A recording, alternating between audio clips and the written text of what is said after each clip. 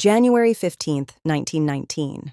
Boston, Massachusetts, 12:30 in the afternoon. The workers in the North End were on their lunch break. Children were playing near the waterfront. Horses were pulling carts through the streets. It was a perfectly ordinary Wednesday. Then a 5-story steel tank containing 2.3 million gallons of molasses exploded. A wall of molasses, 15 feet tall, moving at 35 miles per hour, hit the streets of Boston. This is the Great Molasses Flood of 1919, and it is one of the strangest, deadliest, and most completely forgotten disasters in American history. Before we get to the flood, we need to understand why on earth there was a 50-foot tank of molasses sitting in the middle of a residential Boston neighborhood. In the early 1900s, molasses was big business. It was used to make industrial alcohol, which was used in ammunition and rum production. The U.S. Industrial Alcohol Company built a massive tank right on Commercial Street, one of the most densely populated neighborhoods in the country.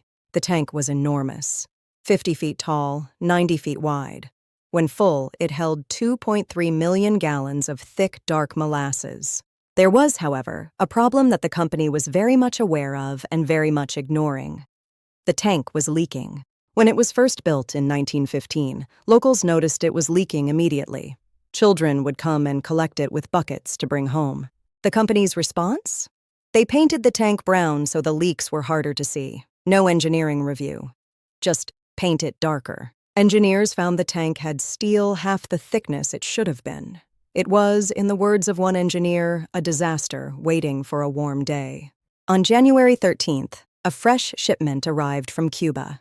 The molasses had been warmed during the sea voyage and sat in unusually mild January air. Warm molasses expands and pushes against already compromised steel. The clock was ticking.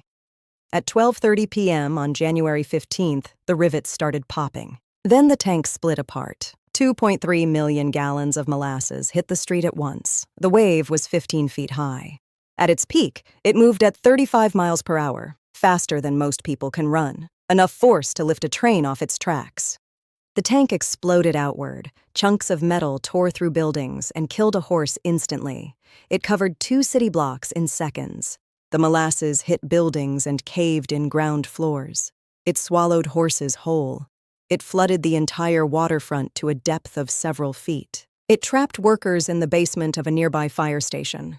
People who fell into it could not get back up. Molasses locks around your limbs. The more you struggle, the deeper you sink. The whole event lasted roughly 2 minutes. The cleanup would take months. Sailors from a nearby naval yard arrived quickly, wading into molasses up to their waists to pull out survivors. It made everything impossible. Stretchers sank. Ropes got coated and useless. Workers had to be pulled back out themselves after getting stuck. The Red Cross set up an emergency station. By evening, 150 people had been treated for injuries. The final toll, 21 killed, 150 injured. Several buildings collapsed entirely. The cleanup took weeks of spraying with salt water and sand. Boston smelled of molasses for years. The company's initial response was to blame anarchists, claiming a bomb had been planted by Italian agitators. It was not their finest moment. The lawsuit became one of the first major industrial negligence cases. A special auditor reviewed over 45,000 pages of evidence. The investigation found what engineers knew. The tank was criminally underbuilt, and the company had prioritized production over safety. In 1925, the company was found liable and ordered to pay the equivalent of nearly $16 million in today's money in damages. It was a landmark case. Massachusetts introduced the first building inspection requirements. Companies could now be held responsible for safety. So why does almost nobody know about this? Partly, it's the substance itself. Molasses is hard to take seriously. People smile. But there's also the timing. January 1919 was extraordinary. WWI had ended. The Spanish flu was raging. Prohibition was coming. The world was in chaos, and a flood in Boston struggled to compete. It slipped away into footnotes, into the stories historians tell each other. The flood killed 21, injured 150, and buried 2 city blocks. It helped establish the principle that companies are legally responsible. It's also objectively one of the strangest sentences. On this day, a wave of molasses destroyed part of Boston. Subscribe for more. History is full of these stories that got lost. Let me know in the comments, what forgotten story should we cover next?